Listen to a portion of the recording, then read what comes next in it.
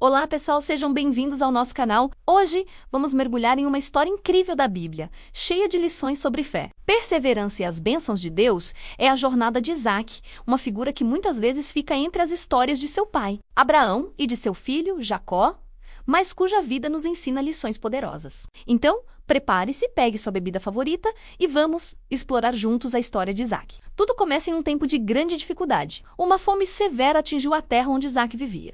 Era um momento de incerteza e medo. Como muitos fariam, o primeiro instinto de Isaac foi ir para o Egito, um lugar conhecido por sua abundância, mesmo em tempos de crise. Mas, bem nesse momento crucial, Deus interveio. Ele apareceu a Isaac e lhe deu uma instrução clara e surpreendente. Não desça ao Egito. Habite na terra que eu lhe disser.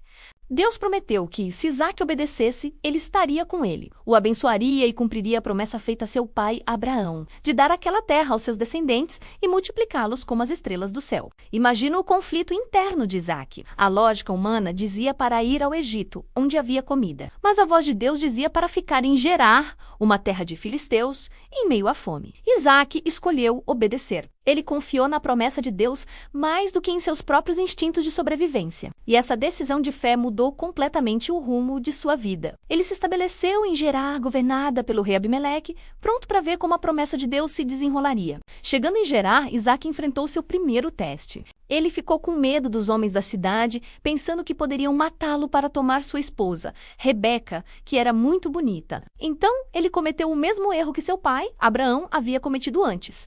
Disse que Rebeca era sua irmã. O medo o levou a esconder a verdade. No entanto, Deus, em sua soberania, protegeu o casal. Um dia, o rei Abimeleque olhou pela janela e viu Isaac e Rebeca em um momento de carinho.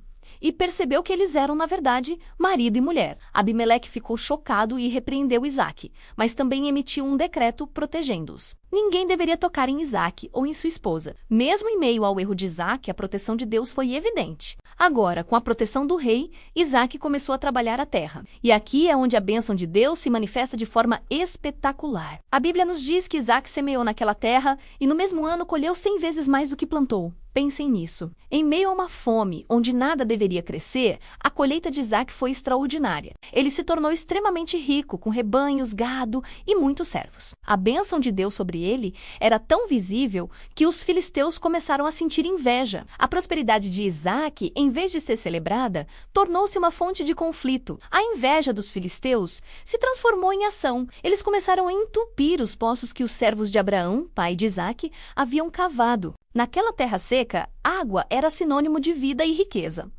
Entupir um poço era um ato de hostilidade extrema. A situação ficou tão tensa que o próprio rei Abimeleque pediu a Isaac que se retirasse, dizendo: "Você se tornou muito mais poderoso do que nós." Em vez de lutar, Isaac, mostrando um espírito pacífico, se retirou. Ele se mudou para o vale de Gerar e começou a reabrir os poços antigos de seu pai.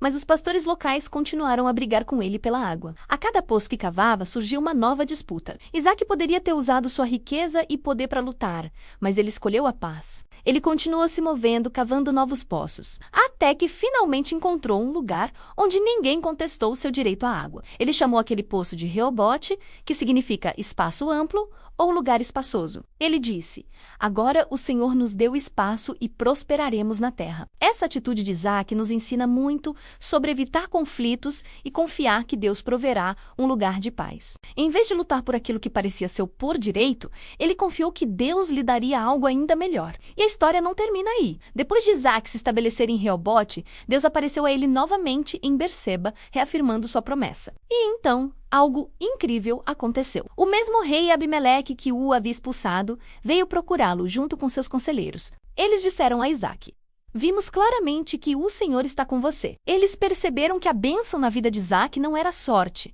mas a mão de Deus. Então, eles propuseram um tratado de paz. O homem que antes era visto como uma ameaça, agora era reconhecido como um abençoado por Deus. E todos queriam estar em paz com ele. Isaac preparou um banquete e eles fizeram um juramento de paz. A jornada de Isaac é uma aula sobre obediência, mesmo quando não faz sentido, sobre perseverança em meio à oposição. E sobre a busca pela paz, ele nos mostra que a bênção de Deus muitas vezes atrai inveja. Mas um coração pacífico e confiante no Senhor sempre encontrará seu Reobote, seu lugar de espaço e paz. E, no final, A fidelidade de Deus se torna tão evidente que até mesmo aqueles que antes eram seus adversários reconhecem a sua presença em sua vida. Espero que essa história tenha inspirado você tanto quanto me inspira. Ela nos lembra que mesmo nos desertos da vida, se obedecermos a Deus e buscarmos a paz, Ele pode nos fazer florescer e nos dar muito mais do que poderíamos imaginar. Muito obrigado por assistir até aqui. Se você gostou deste vídeo e quer mais conteúdo como este, não se esqueça de deixar o seu like, se inscrever no canal e ativar o sininho para não perder nenhuma novidade. Até a próxima. Tchau, tchau.